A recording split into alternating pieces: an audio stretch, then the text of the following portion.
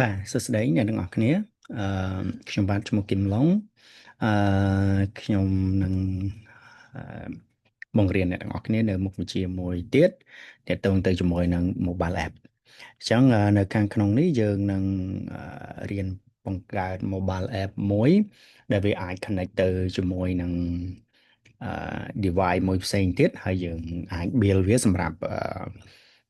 OS ផ្សេងៗគ្នាឧទាហរណ៍ដូចជា Android ជា iOS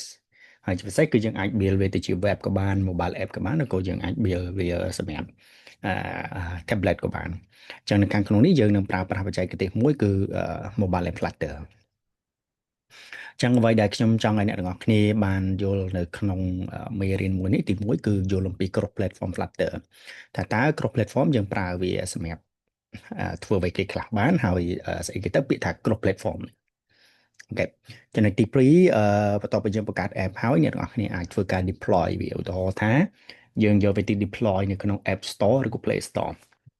ឬក៏បានអ្នកទាំងអស់គ្នាប្រើវាដើម្បីទៅបង្កើតជា web តែយើង hosting វានៅកន្លែងណារបៀបម៉េចការ connect ទៅជាមួយនឹង database សម្រាប់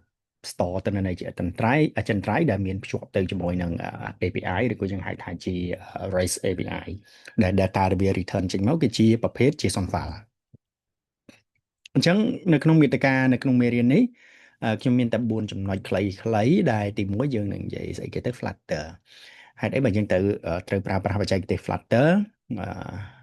option ផ្សេងទៀតដែលជាមួយ native solution អញ្ចឹង Flutter មានន័យថាវាគឺជាcross platform មួយដែលអាចឲ្យយើង build ទៅជា app មួយដ៏ស្រស់ស្អាតដែលវាអាចដំណើរការនៅលើ iOS ក៏បានឧទាហរណ៍ដូចជា iPhone ដូចជា tablet ឧទាហរណ៍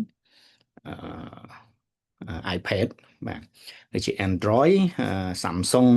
Xiaomi ឧទាហរណ៍អឺនិង device ផ្សេងទៀតហើយពិសេសគឺយើងអាច build វាទៅជា web ក៏បាន desktop ក៏បានអញ្ចឹងទាំងអស់នេះមានន័យថាយើងប្រើបច្ចេកទេសតែមួយយើង build តែម្ដងគឺយើងបានទាំង4 technology 5 technology ទាំងអស់ហ្នឹងយើងអត់ចាំបាច់ទៅប្រើប្រាស់ technology ផ្សេងៗគ្នាដើម្បី build app ទេចំណុចទី2Flutter វាជាប្រភេទ open source ដែលបង្កើតឡើងដោយក្រុមហ៊ុន Google អញ្ចឹងអ្នកទាំងអស់គ្នាអាចចូលទៅក្នុង Google រួចហើយអ្នកទាំងអស់គ្នា search ពាក្យថា Flutter អញ្ចឹងយើងអាចវាយពាក្យថា Flutter នេះអញ្ចឹងយើងអាចចុចទៅលើវាមកអញ្ចឹងវានឹងប្រាប់ពី Flutter អញ្ចឹងរូបរាងរបស់វាអ្នកទាំងអស់គ្នាឃើញអានេះគឺជាទម្រង់របស់ tablet អានេះទម្រង់របស់ mobile app អីចឹងទៅឧទាហរណ៍ហើយវាមានប្រភេទខុសៗគ្នាទៅតាម device នៅខាងក្នុងហ្នឹងទៀតបាទអញ្ចឹងគេប្រើពាក្យថា multiple platform អញ្ចឹងបើអ្នកទាំងអស់គ្នាចុចចូលទៅវានឹងប្រាប់យើងណាវានៅលើ device ខុសៗគ្នា iOS Android web application អាចទៅជា Windows ឬក៏ Mac Linux app ដែលយើង install នៅលើ computer បាទនឹងគឺវា powerful មែនតើហើយបើសិនជាយើងប្រើវាបានគឺចំណេញច្រើនជាជាងដែលយើងប្រើគ្រាន់តែយើងប្រើ technology ផ្សេងៗគ្នាហើយយើងត្រូវចាយ resource ច្រើនបាទហើយបច្ចុប្បន្ននេះគឺវាប្រើច្រើនមែនតើទូទាំងសកលលោកអឺអឺតាមរយៈក្រុមហ៊ុនបច្ចេកទេសធំធំបាទដោយសារវាចំណេញហ្នឹងហើយដោយសារវាចំណេញគឺយើង build មួយគឺមួយទៀតគឺល្បឿនរបស់វាហ្នឹងគឺមានន័យថាវាអាចលឿនប្រហាក់ប្រហែលទៅជាមួយនឹង native code ហ្នឹងមានន័យថាអ្នកទាំងអស់គ្នាប្រើប្រាស់ឧទាហរណ៍ដូចជា IS ប្រើអឺ Xcode ឬក៏យើងប្រើ Swiss ឬក៏អ្នកទាំងអស់គ្នាប្រើទៅជាមួយនឹង Android យើងប្រើ Java អីចឹងទៅអញ្ចឹងសម្រាប់ Flutter វិញគឺវាចេះ convert អាហ្នឹងឲ្យទៅជា native code អញ្ចឹងដំណើរការរបស់វាគឺលឿនដូចគ្នាចំណុចទី2ហេតុអីបើយើងត្រូវប្រើប្រាស់ Flutter អញ្ចឹង Flutter សំដៅទៅលើបច្ចេកទេសមួយរបស់ Google អញ្ចឹងគេប្រើវាដើម្បីបង្កើត mobile app មិនគ្រាន់តែបង្កើត mobile app ទេប៉ុន្តែវាជាផ្លូវមួយសម្រាប់យើងបង្កើត app ផ្សេងៗគ្នាសម្រាប់ device ហើយជាពិសេសគឺវាធ្វើការជា native code ដោយសារយើង convert វាទៅជា native អញ្ចឹងដូចខ្ញុំនិយាយមិញពាក្យ native មួយម៉ាត់ឧទាហរណ៍អ្នកទាំងអស់គ្នា run វានៅលើ web run វានៅលើ run វានៅលើ Android ឬក៏ iOS អាហ្នឹងគេហៅថាជា native ណាអូខេបន្ទាប់មកទៀតយើងអាចប្រើវាសម្រាប់ internal Android app ហ្នឹងហើយអូខេតោះអូខេហើយក្រៅពីហ្នឹងយើងមាន other option អញ្ចឹងអូខេអញ្ចឹង option របស់យើងដែលយើងអាចប្រើសម្រាប់ជាគ្រប់ platform មានច្រើនណាអញ្ចឹងចំណុចទី1អ្នកទាំងអស់គ្នាអាចប្រើ HTML CSS React.js ឬក៏ Vue.js ហ្នឹងប្រើវាដើម្បីទៅបង្កើត web អាហ្នឹងគេឲ្យឈ្មោះថាជាគេនេះ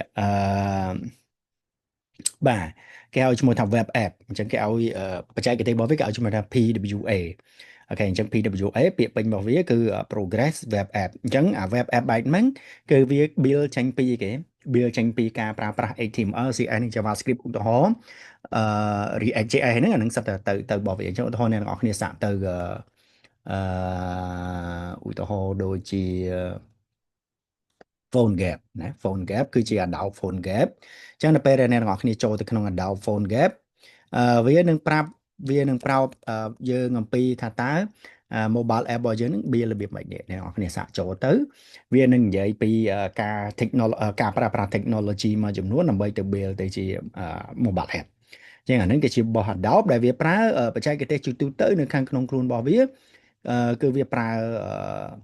មានន័យថាវាប្រើពួក React ពួក HTML5 ពួក CS3 ហ្នឹងដើម្បីទៅជា build ទៅជា mobile app ឯងចឹងបើយើងចូលទៅឃើញចឹងបានន័យថាគេប្រើបច្ចេកទេសបើអ្នកទាំងអស់គ្នាចេះ HTML ច្បាស់ចេះ CS ច្បាស់ចេះ React.js អីមួយចំនួនគឺអាចប្រើទាំងអស់ហ្នឹងដើម្បី build ប៉ុន្តែនៅខាងក្នុងហ្នឹងវាដើម្បី build វាបានគឺយើងត្រូវប្រើប្រាស់ Adobe មួយគេឲ្យឈ្មោះថាជា get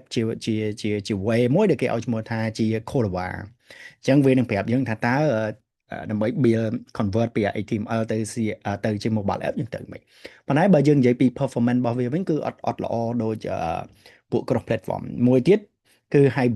hybrid model នេះ hybrid model ដូចខ្ញុំនិយាយមិញមាន phone gap មានអីអញ្ចឹងអា PCA ហ្នឹងមែនតើទៅអា phone gap ហ្នឹងក៏វាអា core ខាងក្នុងរបស់វាក៏ត្រូវប្រើទាំងអស់នេះដែរអូខេហើយវាប្រើ Adobe Cordova ណាដើម្បីយកទៅមាន Sencha មាន Lonic អីហ្នឹងតែអានេះវាសេរីចាស់ហើយដល់ពេលមកមួយទៀតហ្នឹងគឺ compile native compile to native គឺពពួក cross platform ដែលយើងកំពុងធ្វើការទៅមួយវាដូចជា Flutter អីហ្នឹងអញ្ចឹងយើង compare មកបន្តិចមកដូច Xamarin គឺរបស់ Microsoft មាន native script មាន React native ហើយជាមួយនឹង Flutter ខ្ញុំ Flutter គឺចេញក្នុងឆ្នាំ2018ផលិតផលរបស់ Google ហើយវាប្រើភាសាមួយគឺភាសា Dart ហើយវាដំណើរការបានល្អមែនទែនអូខេអញ្ចឹងអ្វីដែលអ្នកនរគ្នាត្រូវធ្វើបន្តមកទៀតអ្នកនរគ្នាត្រូវទៅ install Flutter នៅខាងក្នុងម៉ាស៊ីនរបស់អ្នកនរគ្នាគឺមួយនេះអញ្ចឹងអ្នកនរគ្នាអាចចុចទៅកន្លែង getting start របស់វាទៅហើយវានឹងប្រាប់យើងថាតើយើង install វារបៀបម៉េចនេះអញ្ចឹងបើសិន install នៅក្នុង macOS ត្រូវការអីគេខ្លះយើង line វារបៀបម៉េចគឺវាប្រាប់យើងនៅខាងក្នុងហ្នឹងបាទអញ្ចឹងអរគុណច្រើនអ្នកនរគ្នាជួបគ្នានៅមេរៀនបន្ត